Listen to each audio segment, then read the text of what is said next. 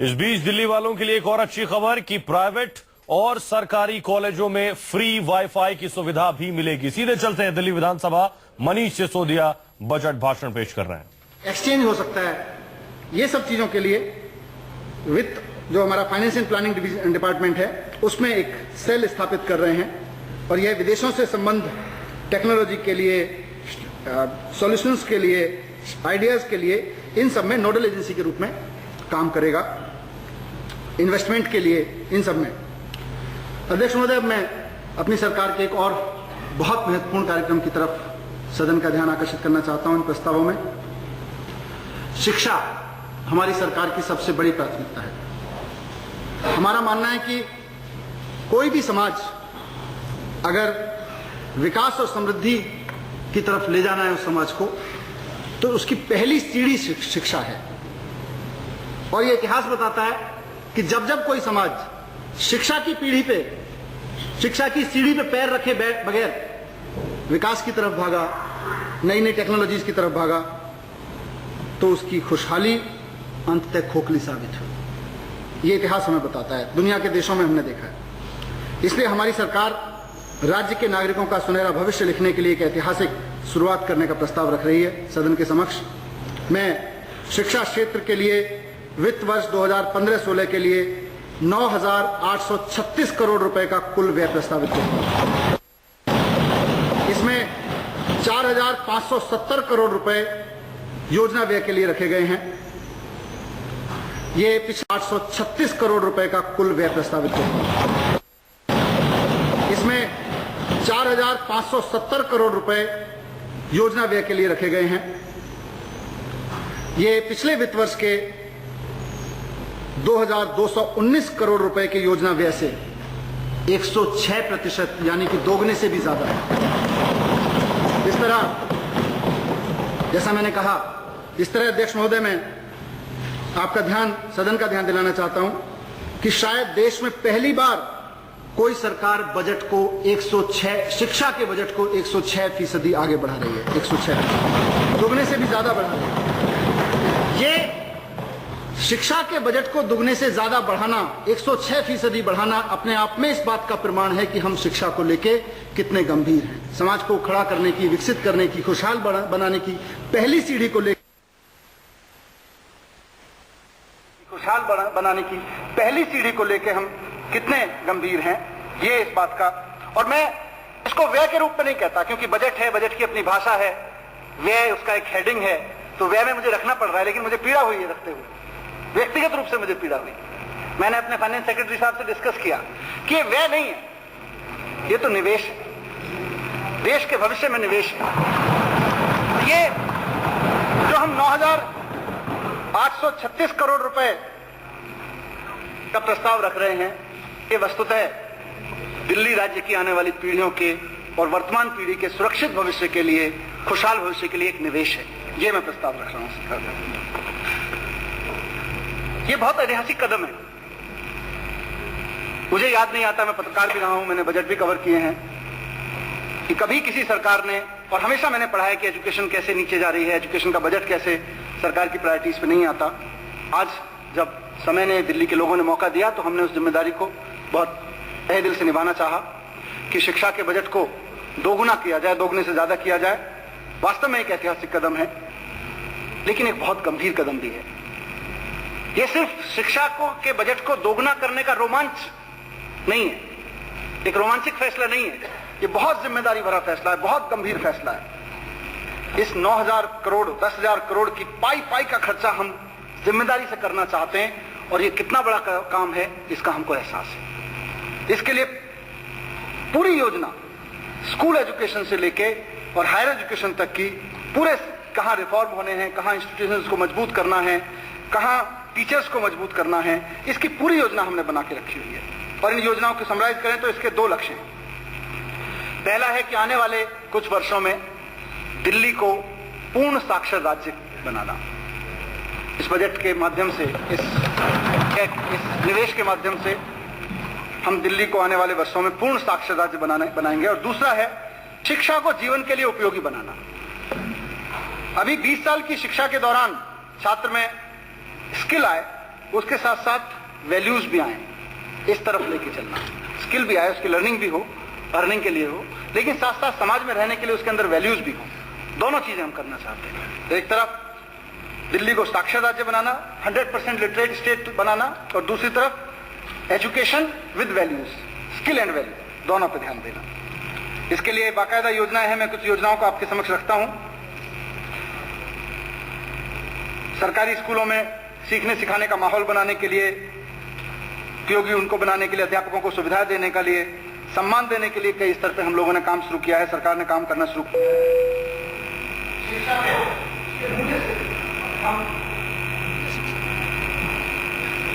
शिक्षा को हम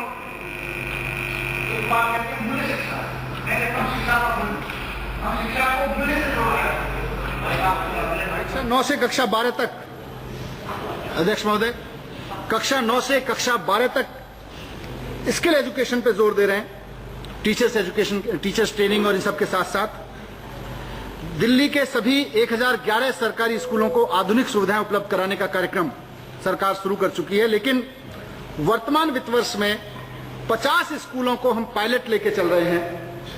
1011 में से 1011 में सब में काम शुरू किया है, बेसिक सुविधाएं सब में काम उपलब्ध करानी शुरू कर दी, लेकिन 50 स्कूलों को मॉडल सुविधा युक्त स्कूल बना के एक साल में दिखाएंगे और उसके बाद बाकी स्कूलों पर करेंगे अगले कुछ साल में। इसकी शुरुआत हो गई। इनमें पढ़ाई की सारी सुविधाएं, शिक्षकों को विशेष प्रशिक्षण दिया जाना, उनको प्रोत्साहित किए जाना, उनको फाइनेंशियल इंसेंटिव देना, उनको विदेशों के साथ एक्सचेंज कार्यक्रमों में लगाना, इस तरह के इंसेंटिव देके वहां माहौल बनाया जाएगा। और छात्र और छात्राओं, छात्र और अध्यापक का जो अनुपात है दिल्ली के स्कूलों में शिक्षा के क्षेत्र में सबसे बड़ी चिंता का विषय है। अगर 80 से 100 और कहीं कहीं तो जगदीश भाई बैठे हैं, इनके यहाँ पे तो 150 तक का अनुपात है एक एक टीचर के पास, ये बहुत चिंता का विषय है। तो इसको कम करने के लिए सरकार 20,000 नए शिक्षकों की नियुक्ति का काम तेजी से कर रही है। एक तरफ जहां हम टीचर्स को फैसिलिटी देना, स्कूल में तमाम फैसिलिटी देना, ये सब काम कर रहे हैं, तो दूसरी तरफ पूरे के पूरे एजुकेशन सिस्टम को और टीचर्स को अकाउंटेबल बनाने की दिशा में भी काम कर रहे हैं। और इसीलिए हमने तय किया है, सरकार ने तय किया है कि दिल्ली के सारे सरकारी स्कूलों के एक एक क्लासरूम में, हर एक क्लासरूम में सीसीटीवी कैमरा लगवाए जाएंगे। इससे वहां का वातावरण भी ठीक होगा, शिक्षकों की जवाबदेही भी बढ़ेगी और साथ साथ एक अलग तरीके का वहां जवाबदेही आएगी। इसी तरह खेल गतिविधियों को प्रोत्साहित करने के लिए हमने पे एंड प्ले कार्यक्रम के अंतर्गत सरकारी खेल परिसर काफी हद तक खोले हैं, स्टेडियम्स खोले हैं, और दिल्ली के स्कूल्स के जो पार्क हैं उनको भी स्थानीय बच्चों के लिए भी खोला है, ताकि वो वहां जाके खेल सकें। वो भले ही उस स्कूल में नहीं पढ़ते हो, ऐसे स्कूलों के ऐसे बच्चे जो अपने आसपास के स्कूल में नहीं पढ़ रहे हैं लेकिन वहां उनके खेलने की जगह नहीं है, वो अपने आसपास के स्कूल में अगर कोई पार्क उपलब्ध है, खेल का मैदान उपलब्ध है, उसको भी इस्तेमाल कर सकें, उसके लिए भी बाकायदा हमने योजना बनाई है। इसके साथ साथ एक बड़ा वादा, क्योंकि स्कूलों की कमी है, टीचर्स की कमी है, फंड की कमी हमने पूरी कर दी, उसकी तरफ बढ़ रहे हैं, टीचर्स की कमी पूरी करने की तरफ। स्कूल्स की बहुत कमी है, तो हमारी सरकार वर्तमान वित्त वर्ष में 236 नए स्कूलों पर काम शुरू कर रही है। इसके तहत 83 नई इमारतें बनाई चल रही हैं, उनका काम चल रहा है। इनमें से 20 का तो निर्माण कार्य शुरू हो चुका है, 25 स्कूलों के निर्माण कार्य की योजना बन चुकी है और 38 स्कूलों के लिए जमीन चिन्हित कर ली गई है। पिछले 4 महीने के दौरान इतना काम हुआ है। इन 83 इमारतों में दोहरी पारियों में 166 स्कूल चलाए जाएंगे, इस तरह की योजना है। साथ ही 70 ऐसे स्कूल चिन्हित किए गए हैं जो अभी एक ही पाली में चल रहे हैं, लेकिन वहां पे जरूरत है, छात्रों की संख्या बहुत ज्यादा है, तो उनको डबल शिफ्ट करते हुए वहां स्कूलों की संख्या बढ़ाई जाए, ताकि बच्चों को जो सुविधाएं हैं वो मिल सकें और कम क्लासरूम में बच्चों की जो प्रेशर है वो कम हो सके। इसके साथ साथ प्राइवेट स्कूल्स दिल्ली में शिक्षा में काफी योगदान दे रहे हैं। बहुत सारे प्राइवेट स्कूल्स ने बहुत अच्छा योगदान दिया है, लेकिन कुछ स्कूल इस तरह से एक्ट करते हैं, लोगों की शिकायत है, बहुत शिकायत आई है कि कुछ स्कूल तो एकदम एजुकेशन माफिया की तरह से चलते हैं, कुछ कॉलेज एजुकेशन माफिया की तरह से चलते हैं। तो जो प्राइवेट स्कूल या कॉलेज ट्रांसपेरेंसी के साथ काम नहीं कर रहे, मनमाने तरीके से चल रहे हैं, जनता को एक तरह से लूटने का काम कर रहे हैं, उनके खिलाफ एक्शन लेने के लिए एक संशोधन हम दिल्ली स्कूली शिक्षा अधिनियम में लेके आ रहे हैं और इसके तहत दाखिले के लिए और फीस निर्धारण की प्रक्रिया को पारदर्शी बनाने का और अकाउंटेबल बनाने का काम किया जाएगा। लेकिन ये तो स्कूल शिक्षा की बात है अध्यक्ष महोदय, इसके साथ साथ इसके आगे क्या? हमने कहा स्किल ओरिएंटेड करेंगे, क्लास 9 से स्किल का जोड़ेंगे। बुनियादी शिक्षा के साथ साथ सरकार स्कूल स्तर से ही स्किल डेवलपमेंट को आगे लेगी और 10+2 पास करने वाले हर बच्चे के हाथ में हमारी योजना है कि 2 सर्टिफिकेट्स होने चाहिए, एक उसके एजुकेशन का और दूसरा उसके स्किल का। वो जब बच्चा +2 पास करके निकलेगा तो उसके हाथ में 2 सर्टिफिकेट लेके निकलेगा, 2 योग्यताएं लेके निकलेगा।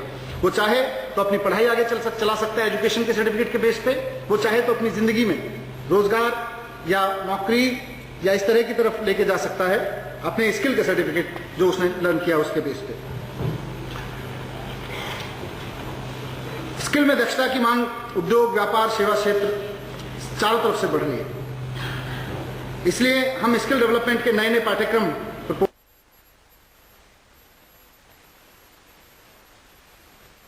सर्टिफिकेट कोर्स थे, डिप्लोमा कोर्सेज, डिग्री के लेवल पर सर्टिफिकेट के साथ साथ अभी सर्टिफिकेट कोर्स थे, डिप्लोमा कोर्सेज, डिग्री के लेवल पाठ्यक्रम भी शुरू कर रहे हैं और इसके साथ साथ एक स्किल यूनिवर्सिटी बनाने का प्रस्ताव भी मैं सदन के समक्ष रख रहा हूं, क्योंकि अभी तक काफी बटा हुआ है। टूरिज्म डिपार्टमेंट किसी स्किल का कोर्स कराता है, इंडस्ट्री डिपार्टमेंट किसी स्किल का कोर्स कराता है, हमारा education department, higher education department, technical education department कुछ कोर्स कराते हैं, स्कूल एजुकेशन कुछ स्किल लेके चल रहा है। इस सबको इंटीग्रेटेड करते हुए एक स्किल यूनिवर्सिटी बनाई जाएगी और स्किल यूनिवर्सिटी के माध्यम से दिल्ली को एक बड़ा, जिसको मैं कहता हूं नॉलेज हब, स्किल एजुकेशन का एक हब बनाया जाएगा। इसके लिए काम हो रहा है। हमारा विवेक विहार में एक सेंटर चल रहा है, आप ही के विधानसभा क्षेत्र में, world class skill centre Singapore government के साथ मिलकर हम कई और देशों की सरकारों से भी बात कर रहे हैं और सिंगापुर गवर्नमेंट से भी बात कर रहे हैं और जौनापुर में एक सेंटर पहले से ही प्रस्तावित है, उसको तेजी से लागू करने की बात कर रहे हैं। 3 ITI और खोलने और 5 नए पॉलिटेक्निक और खोलने का प्रस्ताव हम आपके समक्ष रख रहे हैं। इसके साथ साथ प्रत्येक सरकारी पॉलिटेक्निक में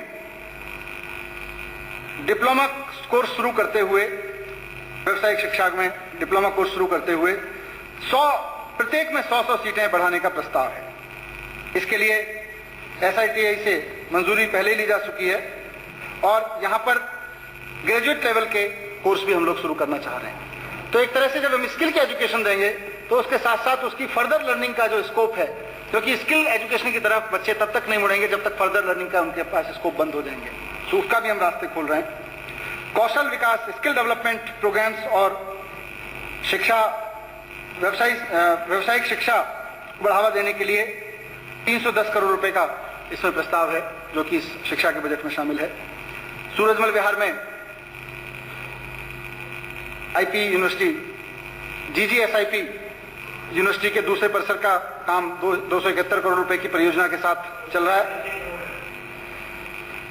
दीनदयाल उपाध्याय कॉलेज परिसर का निर्माण चालू वित्त वर्ष में पूरा हो जाएगा। शहीद Sukhdev college of business studies का निर्माण 2016 तक पूरा हो जाएगा। हायर एजुकेशन तक पहुंचने के लिए पूरा जो हायर एजुकेशन का अभियान है, राष्ट्रीय उच्चतर शिक्षा अभियान, उसको कार्यक्रम को लागू करेंगे। अनुसंधान और विकास को बढ़ावा देने के लिए कॉलेजेस में जो टेक्निकल इंस्टीट्यूट्स हैं उनमें, और कल हमने यूनिवर्सिटी NSUIT के समय भी कहा, इंक्यूबेशन सेंटर्स बनाएंगे ताकि नई सोच को जगह मिल सके। फोर्ब्स मैगजीन का एक एग्जाम्पल मैंने कहीं पढ़ा था, उसमें बड़ा अच्छा इंक्यूबेशन के लिए और इन सब के लिए कि नई सोच को जगह देने के लिए कि हम शिक्षा से ही नई सोच को कैसे जगह दें और इंडस्ट्री में कैसे जगह दें, उसका उदाहरण बहुत महत्वपूर्ण है। फोर्ब्स मैगजीन में एक 2001 या 2 में एक आर्टिकल था, उसमें लिखा हुआ था कि आज से 25 साल बाद का सबसे सफल आदमी अभी पैदा नहीं हुआ, और वो व्यक्ति 25 साल बाद क्या प्रोफेशन में सफल होगा, वो प्रोफेशन अभी शुरू नहीं हुआ। बहुत गंभीर बात थी। 25 साल बाद का सबसे सफल आदमी अभी पैदा नहीं हुआ, और वो जो करके सफल होगा वो काम अभी शुरू नहीं हुआ, वो सब शुरू होना है। और आज हम वही देख रहे हैं, दुनिया में सबसे सफल तो काम क्या है? आप देखिए, फेसबुक, ट्विटर, ये सब चीजें और भी तमाम चीजें, फ्लिपकार्ट, मैं किसी कंपनी विशेष का नाम लेके ज्यादा वो नहीं करना चाहता, लेकिन दुनिया भर के इनोवेटिव आइडियाज ले लेके जो लड़के और लड़कियां आए हुए हैं, ये सारे कौन लोग हैं? ये 25 साल से 17 से 22 साल की उम्र में इन्होंने शुरू किया, और 25 साल तक आते आते दुनिया के सबसे सफलतम लोगों में गिने जाने लगे। आज दुनिया के कोने कोने में आप उनके नाम जानते हैं। तो इंक्यूबेशन को, इनोवेटिव आइडियाज को जगह देके हम चाहते हैं कि दिल्ली के कॉलेजेस से, दिल्ली के माहौल से कल के मार्क जुकरबर्ग और कल इस तरह के लोग यहीं से निकल के जाएं और दुनिया में नाम करें। इसके लिए कल NSUIT, नेताजी सुभाष प्रौद्योगिकी संस्थान को यूनिवर्सिटी में बदलने का प्रस्ताव ये सदन कल पास कर चुका है। अध्यक्ष महोदय, मैं शिक्षा के बाद जो सबसे बड़ी जरूरत है इंसान की, स्वास्थ्य, उस पर आता हूं। क्योंकि शहर को अगर खुशहाल बनाना है तो सिर्फ कंक्रीट के स्ट्रक्चर से नहीं बनाया जाता। शहर खुशहाल होगा, शहर विकसित होगा, उसका पैमाना यह है कि वहां के रहने वाले लोग कितना पढ़े लिखे हैं, उनके रोजगार कैसे हैं, और साथ साथ उनका स्वास्थ्य कैसा है, उनकी स्वास्थ्य की सुविधाएं कैसी हैं। बुनियाद यहां है। दिल्ली में स्वास्थ्य सेवाओं की स्थिति कमजोर है, तो इसके लिए स्वास्थ्य सेवाओं में सुधार लाना सरकार की बहुत बड़ी प्राथमिकता है। मैं वर्ष 2015-16 में स्वास्थ्य क्षेत्र पर कुल 4,787 करोड़ रुपए का व्यय प्रस्तावित करता हूं। इसमें से 3,138 करोड़ रुपए योजना व्यय के रूप में शामिल हैं। ये 2014-15 के 2,164 करोड़ रुपए के योजना व्यय से 45% अधिक। तो अध्यक्ष महोदय, आप देख रहे हैं कि शिक्षा का बजट दोगुने से ज्यादा किया जा रहा है, साथ साथ स्वास्थ्य का बजट 64 करोड़ रुपए के योजना व्यय से 45% अधिक। तो अध्यक्ष महोदय, आप देख रहे हैं कि शिक्षा का बजट दोगुने से ज्यादा किया जा रहा है, साथ साथ स्वास्थ्य का बजट भी लगभग 1.5 गुना किया जा रहा है। यह भी एक ऐतिहासिक कदम है। हेल्थ केयर के बुनियादी ढांचे में विस्तार के लिए हमारी सरकार सभी निर्माणाधीन नए अस्पताल परियोजनाओं को तेजी से चला रही है। उनकी हमने पूरी समीक्षा की है, और हमने, स्वास्थ्य मंत्री जी लगातार काम करके देख रहे हैं कि पिछले 65 साल में दिल्ली में स्वास्थ्य सेवाओं में 10,000 बिस्तर उपलब्ध कराए गए। स्वास्थ्य मंत्री जी ने सारी योजनाओं की समीक्षा की है। एक एक योजना पर दिन रात बैठ के समीक्षा करने के बाद उन्होंने ये देखा कि पिछले 65 साल में महज 10,000 से थोड़े ज्यादा बेड्स के मेडिकल फैसिलिटीज दिल्ली में उपलब्ध हुई। हमारी सरकार इसको बहुत बड़े चैलेंज के रूप में लेती है। फाइनेंशियल रिसोर्सेज 1.5 गुना किया है, जरूरत पड़ेगी तो और भी बढ़ा लेंगे, और जरूरत पड़ेगी कि दिल्ली की जनता से और लेके आएंगे। और इसके लिए योजना बनाई है कि अगले 2.5 साल में 10,000 बेड्स और बढ़ाए जाएंगे। इसमें नए अस्पताल भी शामिल हैं, पुराने अस्पतालों का ऑप्टिमम यूज भी शामिल है। इस तरह से 10,000 बेड्स अगले 2.5 साल में बढ़ाए जाएंगे। उसकी पूरी योजना पे काम होना शुरू हो गया है। मैं पूरी उम्मीद करता हूं कि इस साल के अंत तक, इस वित्त वर्ष के अंत तक करीब 1,000 बेड्स तो बढ़ चुके होंगे। तो सीधे आपको लिए चलते हैं विधानसभा, जहां मनीष सिसोदिया बजट भाषण दे रहे हैं। तीसरे चरण के दौरान सराय कालेखां से मयूर विहार तक निर्माण कार्य इसी वित्त वर्ष में शुरू किया जा चुका है। विकासपुरी से वजीराबाद कॉरिडोर की कंपोजिट परियोजना चालू वित्त वर्ष में पूरी की जाएगी, जिसके अंतर्गत एलिवेटेड रोड और फ्लाईओवर शामिल हैं। इससे आउटर रिंग रोड पर 20 किलोमीटर मार्ग जो है वो सिग्नल फ्री हो जाएगा। सिग्नेचर ब्रिज परियोजना का निर्माण कार्य लंबे समय से अटका हुआ 75% पूरा हो गया है, और यह पुल अब जून 2016 में यातायात के लिए खोल दिया जाएगा, तब तक पूरा कर लिया जाएगा। बाहरी रिंग रोड पर राव तुलाराम जंक्शन पर पैरेलल फ्लाईओवर के निर्माण और बीजे मार्ग रिंग रोड पर जंक्शन पर अंडरपास के निर्माण की योजना 314 करोड़ रुपए की लागत से शुरू की गई है, और इसे अगले साल तक पूरा किया जाएगा। और जैसे मैंने कहा कि लास्ट माइल कनेक्टिविटी महिला सुरक्षा के दृष्टिकोण से भी, और हर वर्ग, हर उम्र के लोगों के सार्वजनिक परिवहन प्रणाली को यूज करने के पॉइंट से इंपॉर्टेंट है। तो लास्ट माइल कनेक्टिविटी कायम करने के लिए हम दिल्ली में ई रिक्शा को बढ़ावा दे रहे हैं। ई रिक्शा के लिए, ई रिक्शा चालकों की ट्रेनिंग के लिए विशेष शिविर आयोजित किए जा रहे हैं, और इन शिविरों में करीब 24,000 ड्राइवर को पंजीकृत कर लिया गया है। ई रिक्शा के पंजीकरण की प्रक्रिया सरल बनाई गई है। ये वाहन पर्यावरण के भी अनुकूल हैं। इसे देखते हुए ई रिक्शा चालकों को ई रिक्शा की खरीद पर 15,000 करोड़ रुपए की सब्सिडी देने का 15,000 रुपए की, माफ कीजिएगा, हाँ, पर रिक्शा 15,000 रुपए की सब्सिडी देने का प्रस्ताव है ई रिक्शा की खरीद पर। अध्यक्ष महोदय, सार्वजनिक परिवहन को एकीकृत करने और उसके बारे में इंफॉर्मेशन गैदर करने की आवश्यकता है। जैसा मैंने पहले कहा कि यात्री सूचना प्रणाली काफी हद तक इंटीग्रेटेड बना के उसको उपलब्ध कराया जाएगा। अब मैं दिल्ली के एक और पहलू पर आता हूं जिसकी अपेक्षा हमारी सरकार से भी बहुत है लोगों को, और साथ साथ दिल्ली की बहुत बड़ी जरूरत है, वो है महिला सुरक्षा, महिला सशक्तिकरण और महिला सुरक्षा। ये दोनों ऐसे मुद्दे हैं, ये ऐसा मुद्दा है जिससे दिल्ली की सिर्फ आधी नहीं, दिल्ली की सारी जनता प्रभावित होती है। महिला सुरक्षा हमारी सरकार की कार्यसूची में सबसे टॉप लिस्ट में शामिल है। हम दिल्ली में महिलाओं की सुरक्षा के लिए जो भी जरूरत है वो करने के लिए प्रयास कर रहे हैं। इसलिए जरूरी है कि दिल्ली में बस यात्री, विशेषकर महिला यात्री, यात्रा के दौरान सुरक्षित महसूस करें। हम सभी डीटीसी बसेज में और क्लस्टर बसेज में सीसीटीवी कैमरा लगवाने का प्रस्ताव रखते हैं। डीटीसी की 200 बसों में सीसीटीवी कैमरा लगाने का काम शुरू किया जा चुका है। दिल्ली सरकार यात्री यात्रा के दौरान सुरक्षित महसूस करें। हम सभी डीटीसी बसेज में और क्लस्टर बसेज में सीसीटीवी कैमरा लगवाने का प्रस्ताव रखते हैं। डीटीसी की 200 बसों में सीसीटीवी कैमरा लगाने का काम शुरू किया जा चुका है। दिल्ली सरकार ने डीटीसी और सभी क्लस्टर बसों में मार्शल तैनात करने का भी फैसला लिया है, ताकि अपराध समाप्त हो और महिला यात्री सुरक्षित और संरक्षित महसूस करके यात्रा कर सकें। ये मार्शल होमगार्ड और सिविल डिफेंस से लिए जा रहे हैं। ये अप्रिय घटनाओं को रोकने, विशेषकर बसेज में, सार्वजनिक परिवहन बसों में महिलाओं के प्रति हिंसा रोकने के लिए इनको अलग से ट्रेनिंग दी जा रही है। दिल्ली सरकार ने टैक्सियों और ऑटो सहित सभी सार्वजनिक वाहनों में जीपीएस लगाना अनिवार्य कर दिया है, ताकि वाहन की स्थिति का पता लगाया जा सके और उसको, जैसा मैंने कहा, इंटीग्रेटेड रूप से भी चलाया जा सके। इस कार्य के लिए हम चालू वर्ष में योजना निधि के तहत 160 करोड़ रुपए का प्रस्ताव रख रहे हैं। सभी यात्री सेवा वाहनों के चालकों और संवाहकों के लिए अनिवार्य किया गया है कि वो अपने वाहन के वार्षिक सड़क उपयुक्तता निरीक्षण के नवीकरण के समय महिलाओं से संबंधित मुद्दों के बारे में कार्यक्रमों में हिस्सा लें। उनको स्पेशल ट्रेनिंग विमेन सिक्योरिटी के पॉइंट ऑफ व्यू से दी जा रही है।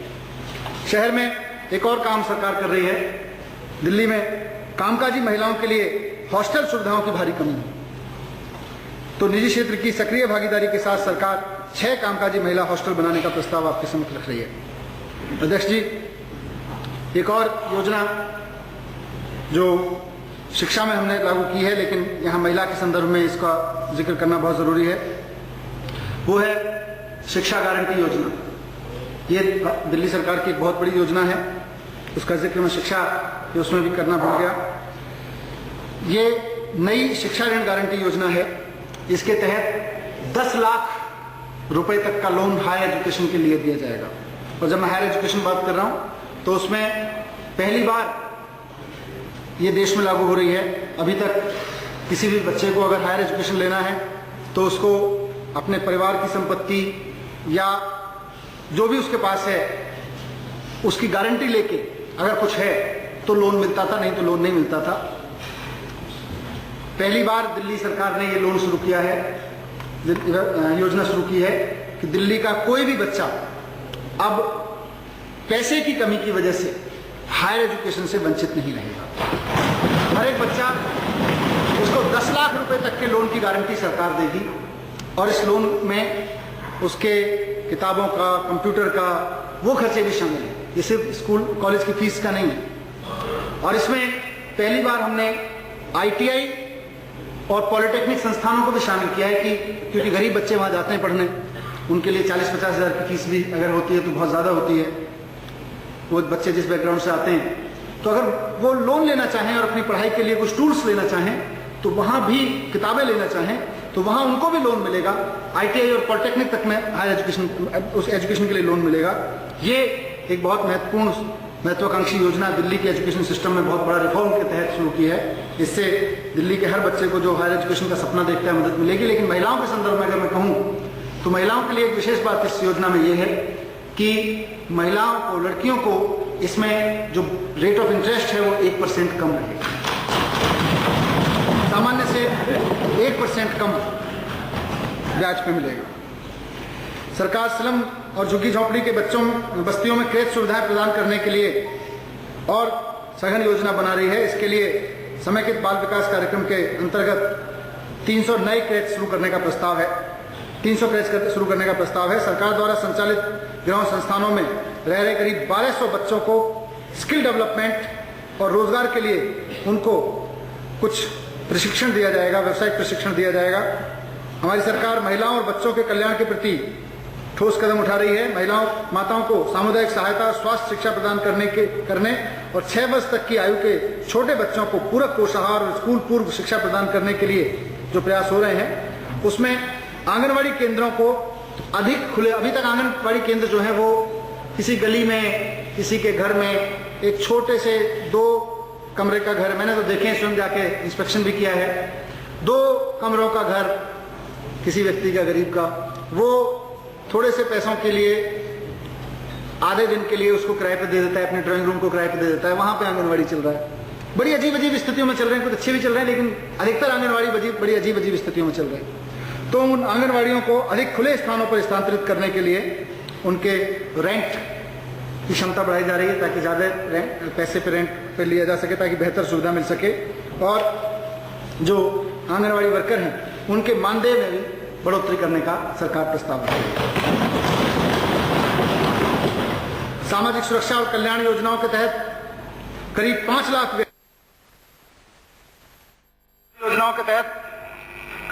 लाख व्यक्तियों को वित्तीय सहायता प्रदान करने के लिए मैं वर्ष 2015-16 के बजट में 927 करोड़ रुपए का प्रस्ताव रखता हूं। इसके अंतर्गत पारदर्शी और सक्षम क्रियान्वयन के तहत काम करते हुए वृद्धावस्था पेंशन, भिन्न दृष्टि से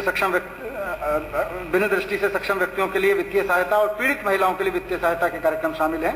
5 लाख व्यक्तियों के लिए 927 करोड़ रुपए का इसमें प्रस्ताव है। नए वृद्धाश्रम बनाने के लिए विभिन्न स्थानों पर भूमि अधिग्रहित की गई है। पहले चरण में चालू वित्त वर्ष के दौरान कांति नगर, चित्तरंजन पार्क, रोहिणी, पश्चिम बिहार और छतरपुर में नए वृद्धाश्रम का निर्माण कार्य शुरू करने का प्रस्ताव है। तो दिल्ली के बजट में एजुकेशन, हेल्थ, ट्रांसपोर्ट और वुमेन सिक्योरिटी पर फोकस नजर आ रहा है। एक छोटे से ब्रेक के लिए रुक रहे हैं, लौट रहे हैं कुछ ही पलों में।